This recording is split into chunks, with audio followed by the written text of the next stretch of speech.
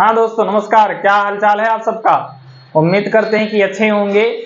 तो आज फिर से आप सबके बीच में लेकर आए हैं एक बहुत ही जबरदस्त टॉपिक, प्यारा सा टॉपिक जिसका नाम है सातत्य तथा अवकलनीयता। अगर इंग्लिश में कहें तो continuity and different part 5 lesson number 5।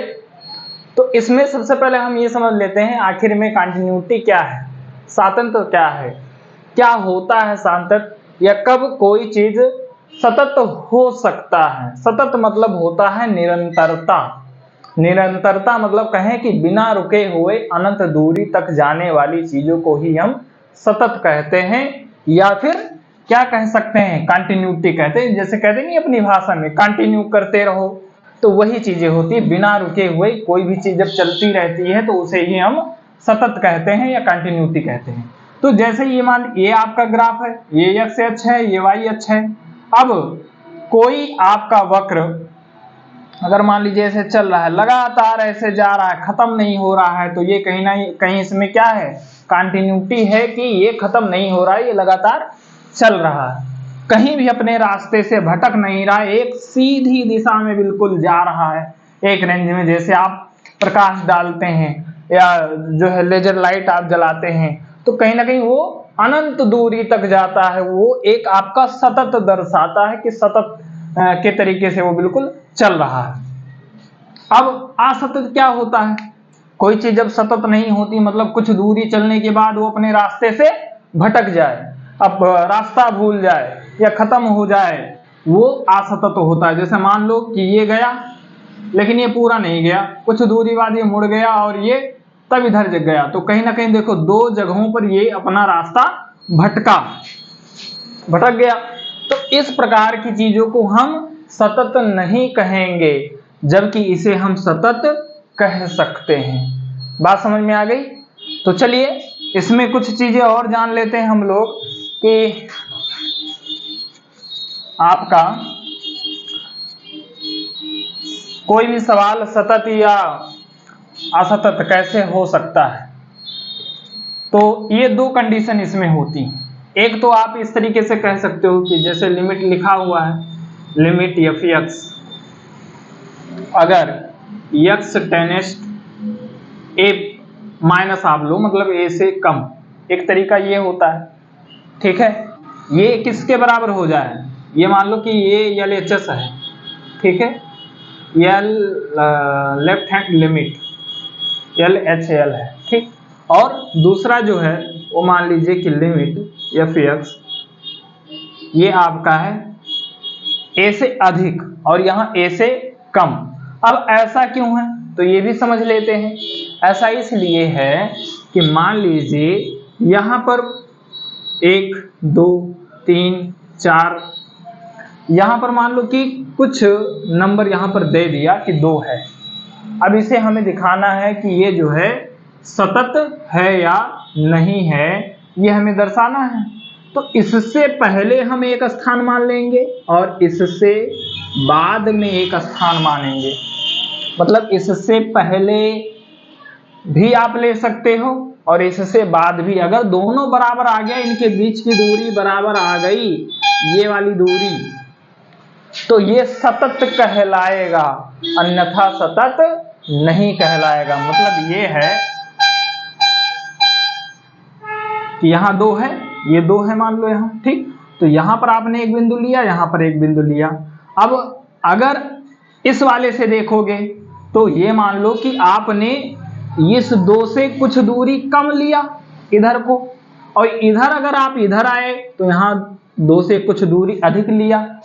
एक तरीका ये होता है। और दूसरा होता है एक ये वाला तरीका, जैसे आप लिखते हैं लिमिट ए, अगर ए है तो, नहीं तो अगर कोई गिनती है की जगह गिनती भी हो सकती है, मतलब 2 + h या x + h भी आप लिख सकते हो, x - h। अब x बराबर 2 ही बाद में रखा जाएगा, ठीक है। अब यहाँ पर h टेंडेंस 0 माना जाता है, ये हो गया लेफ्ट हैंड लिमिट। ये आपका बराबर होना चाहिए किसके, इसके बराबर होना चाहिए। किसके बराबर होना चाहिए, ये होना चाहिए दूसरे वाले छोर के बराबर होना चाहिए, दूसरे वाले छोर के जब बराबर होगा h टेनेस्ट 0 लास्ट बाद में माना जाएगा। अगर ये दोनों बराबर आ जाता है तब तो आपका सतत होगा, और अगर ये दोनों बराबर नहीं आया तो इसका मतलब ये जो रेखा चल रही है ऊपर की ओर, ये कहीं ना कहीं इधर या उधर विचलित हो रही है।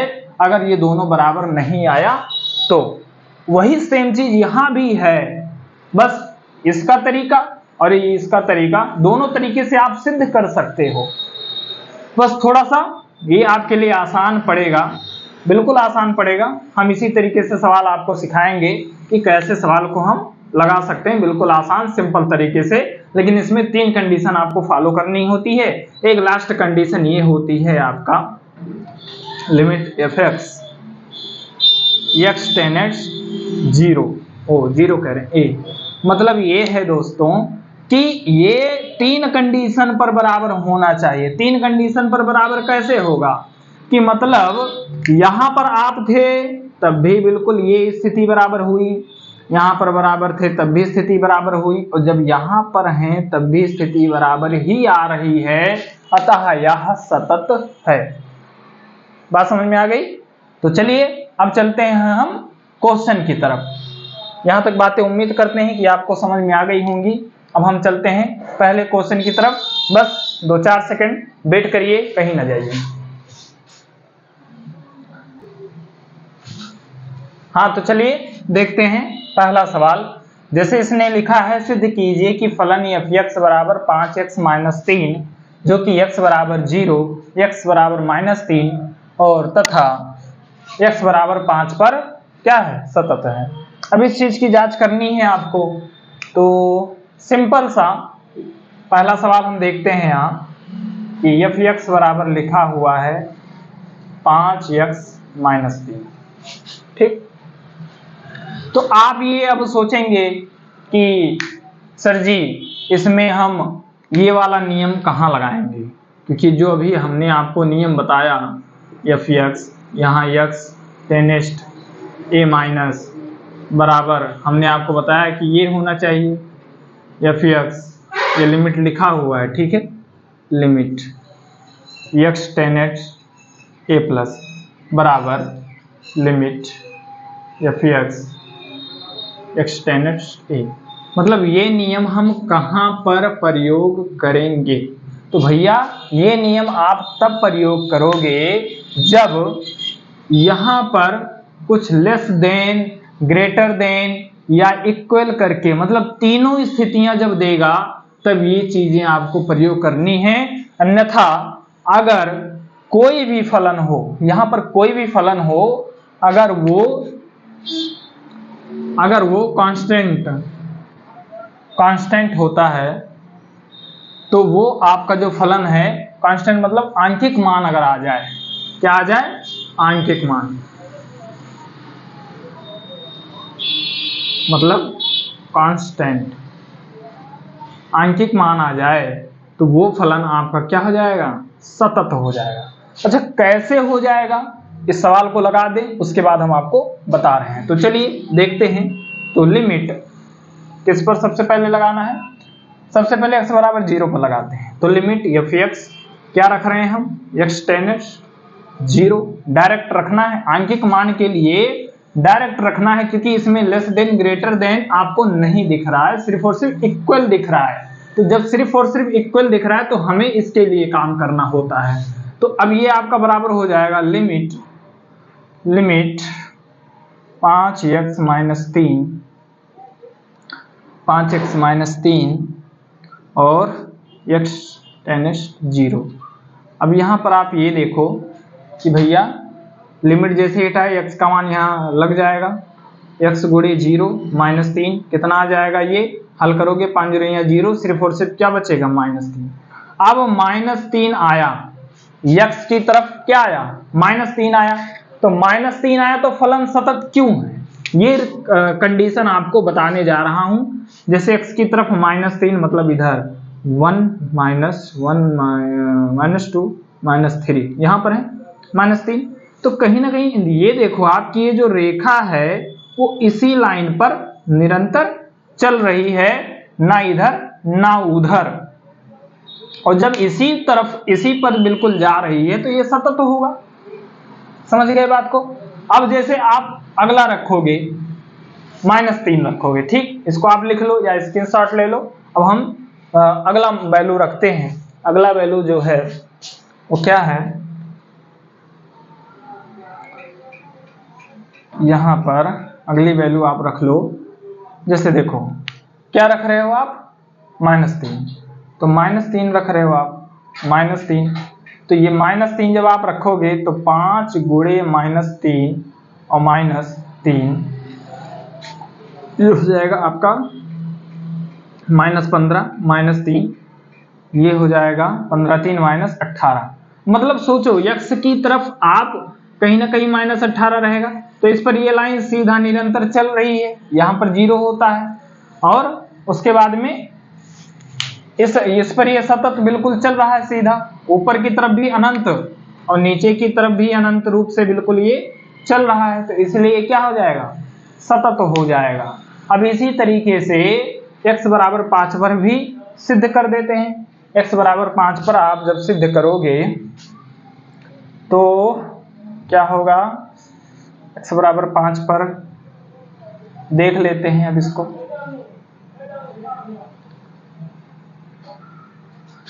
x बराबर 5 पर सवाल लगा लेते हैं। ये हो गया आपका x tan 5 और यहाँ हो गया x tan 5, तो x tan 5 ये हो गया लिमिट, हाँ 5 रखना है। अब सीधा रखो 5 गुणे 5 -3, तो 25 -3 हो जाएगा, 25 में से 3 गया 22। कहीं ना कहीं 22 आपका एक आंकिक मान है, मतलब कांस्टेंट है, और जब भी आंकिक मान कांस्टेंट आएगा तो वो आपका सतत फलन होगा। ये बिल्कुल आपको दिमाग में बैठा लेना है। और कैसे होगा ये भी हमने आपको बता दिया है। 22 अब की बार ये प्लस की तरफ 22 आया है, तो इधर मान लो यहाँ 22 है, तो इस पर ये सतत बिल्कुल चल रहा है, कांस्टेंट है, आंकिक मान है, तो इसलिए क्या हो जाएगा, सतत हो जाएगा। इस तरीके से आइए, आपका पहला सवाल कंप्लीट हुआ। अब चलते हैं अगले सवाल की तरफ। अगला सवाल, सवाल नंबर 2। तो जो सवाल नंबर 2 है उसमें देखिए लिखा हुआ x बराबर 3 पर फलन ये सातत्य की जांच कीजिए। तो इसको हम हल करेंगे x बराबर 3 पर। यहाँ fx बराबर लिखा हुआ है ये 2x² - 1, तो लिमिट fx और बराबर किस पर जांच करना है, x tan 3 पर। यहाँ लिमिट ये 2x² - 1, ठीक। अच्छा ये फंक्शन पिछले वाले में नहीं लगाए थे तो उसको लगा लीजिएगा ध्यान कर ये, ठीक है। जैसे पिछला वाला जो सवाल है ये वाला, तो ये आपका हो जाएगा fx, जब आप लिमिट लेंगे तब, तो इधर भी लिमिट ही लग जाएगा, x tan जो भी यहाँ रहा होगा f, और ये 5x - 3। चलिए यहाँ देखते हैं, यहाँ क्या रखना है, x tan 3, तो अब 3 पर चेक करना है आपको, तो चलिए 3 पर चेक करते हैं। तो 2 गुणे 3 का स्क्वायर -1, x की जगह क्या रख जाएगा 3, तो ये हो जाएगा आपका 2 गुणे 3 त्रिका 9 - 1, 9 दूनी 18 में से 1 गया, क्या आ गया 17, आंकिक मान आ गया ना। ये क्या है, आंकिक मान है, आंकिक मान।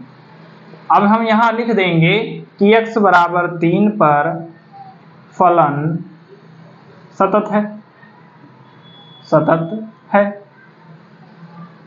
ठीक है। ये क्वेश्चन आपका हो गया, पहला और दूसरा दोनों। अब हम चलते हैं अपने अगले सवाल की ओर, तो बिल्कुल बने रहिए, 2-3 सेकंड का वेट करिए मात्र बस। हाँ तो चलिए तीसरा नंबर सवाल आप सबके सामने हाजिर है। तीसरा का जो पहला सवाल है, सबसे पहले इस सवाल को हम जानते हैं, fx बराबर क्या लिखा हुआ, x - 5। तो एक चीज इसमें बता देते हैं, क्योंकि इसमें देखो अब की बार कुछ दिया भी नहीं, कि आपको क्या रखना है क्या नहीं रखना है। जब कोई चीज़ नहीं होती है तो बस आपको क्या करना है, आपको ये करना है, एक बात समझनी है कि प्रत्येक बहुपदीय फलन सतत होता है, अवकलनीय होता है। अच्छा, क्यों होता है? क्योंकि आप सोचो, जैसे ये आपका ग्राफ है, अब इस ग्राफ पर अगर हम 0 रख दें तो क्या आएगा, -5। अब यहाँ -5 आएगा तो सतत हो गया। 1 रख दें तो -4, इस पर भी सतत हो जाएगा। 2 रख दें तो -3, इस पर भी सतत हो जाएगा। 5 रख दें तो इस पर सतत हो जाएगा। 6 रख दें तो इस पर सतत हो जाएगा। कहीं ना कहीं ये हमारा हर एक वैल्यू पर सतत होगा, क्योंकि यह एक बहुपदीय फलन है। तो अब आप सीधा इसमें लिख सकते हो कि प्रत्येक बहुपदीय फलन सतत होता है, फलन सतत अवकलनीय होता है, अवकलनीय होता है जब x का रिलेशन हो किससे, r से। x का रिलेशन r से हो, मतलब रेशनल नंबर से हो, वास्तविक संख्या कुछ भी अगर हम रख दें यहाँ पर तो वो हमारा फलन सतत अवकलनीय हो जाएगा। तो ये रहा A नंबर हो गया आपका। नोट कर लीजिए, इसको स्क्रीनशॉट ले लीजिए, जैसे चाहे आप वैसे लिख सकते हैं। इसमें अगला, जैसे देखो, अगला ये है बी वाला देखते हैं। बी वाले में लिखा है 1/x-5 और x नॉट इक्वल 5। अब देखो, हमने आपको बताया था कि प्रत्येक बहुपद फलन के लिए सतत होता है, तो हर एक के लिए सतत तो है, मतलब कोई भी आप नंबर रख दो तो सतत है। लेकिन अगर आप 5 रख दोगे तो ये हो जाएगा 1/5-5, मतलब ये हो जाएगा 1/0, मतलब जिस पर परिभाषित नहीं है, तो इसको छोड़कर बाकी सब पर सतत होगा। मतलब ये एक तरीके से क्या है, इनफाइनाइट है। लेकिन आप ये कहोगे सर जी आपने तो कहा था कि कोई भी अनंत दूरी तक जाती है रेखा तो वो सतत होता है। लेकिन जब यही नहीं पता कि रेखा कहाँ से जाने वाली है तो कैसे आप कह दोगे कि सतत है? क्योंकि यहीं से पता चलता ना, यहाँ जो वैल्यू आती उससे पता चलता कि ये संख्या रेखा पर कहाँ स्थित है, तब हम कह पाते ना कि अनंत दूरी तक जाने वाली रेखा सतत होती है। लेकिन इसका तो पता ही नहीं कि कहाँ पर स्थित होगा, इसलिए हम यहाँ लिखेंगे क्या, यहाँ हम लिखेंगे कि 1/x-5 ये सतत है। क्या है? सतत है जब x का रिलेशन किससे हो, r से हो, लेकिन उसमें क्या नहीं होना चाहिए, 5 नहीं होना चाहिए। ठीक है, आप ये भी लिख सकते हो कि x बराबर 5 पर फलन सतत अवकलनीय नहीं है। बात समझ में आ गई? बिल्कुल आसानी समझ में आ गया होगा। अब चलते हैं अगले सवाल की तरफ। सी नंबर सवाल देखिए, बहुत ही सरल भाषा में आपको समझा रहे हैं, आपको आसानी से समझ में आ रहा होगा ये उम्मीद करता हूं।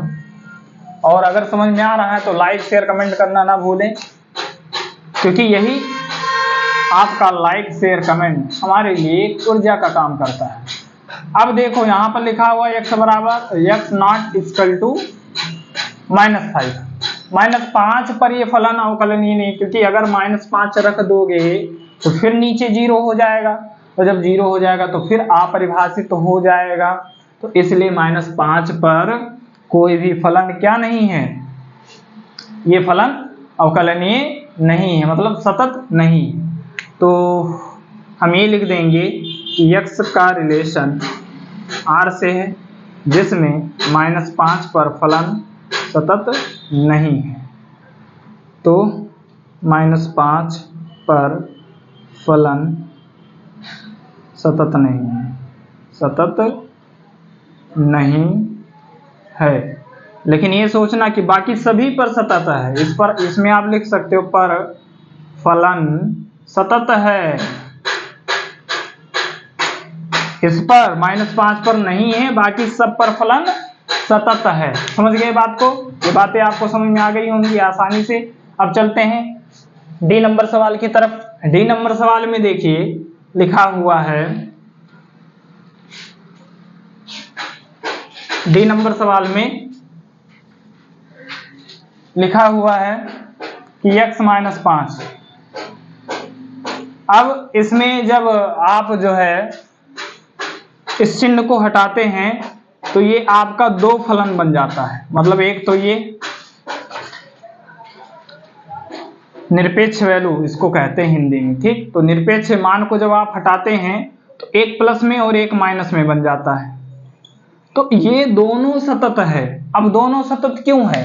क्योंकि अब देखो आप कि x की जगह कुछ भी अगर आप रखते हो, जैसे x बराबर एक ये आपका बन गया, तो यहाँ कुछ भी रखोगे, x का रिलेशन किसी से भी रहे तो फलन सतत होगा। फलन पर फलन सतत होगा, सतत अवकलनीय है, ठीक। और इसमें भी अगर यहाँ आप रख दे, इसको आप रखते हो यहाँ, इसके बाद में यहाँ आप माइनस लगा दो तो ये बराबर हो जाएगा -5 और ये हो जाएगा -x और +5। इस पर भी फलन सतत होगा। r का मान कुछ भी रख दो तो कोई ना कोई कांस्टेंट जरूर आएगा। हमने कहा है आपको कि कोई भी आंशिक मान अगर आ जाता है तो वो फलन सतत होगा। तो आंशिक मान आ जाएगा और ये फलन सतत हो जाएगा। तो x अगर आपका कोई भी रियल नंबर है, कोई भी वास्तविक संख्या, तो वो फलन आपका सतत हो जाएगा। अब आज का ये 4 नंबर आखिरी सवाल देख लेते हैं। बस 2 मिनट और साथ बने रहिए, आपका यहां तक ये सवाल कंप्लीट हो जाएगा। 4 नंबर सवाल है कि सिद्ध कीजिए कि फलन f(x) बराबर x पर पावर n, ये x है ये n है, x बराबर n पर फलन सतत है। अब जो n है वो क्या कह रहा है कि एक धन पूर्णांक है। धन पूर्णांक में कुछ भी हो सकता है, मतलब n बराबर वो 0 1 2 3 ... कुछ भी हो सकता है। तो सोचो जब आप f(x) बराबर x पर पावर n ले रहे हो तो जो x कह रहा है कि जो x लो वही n लो।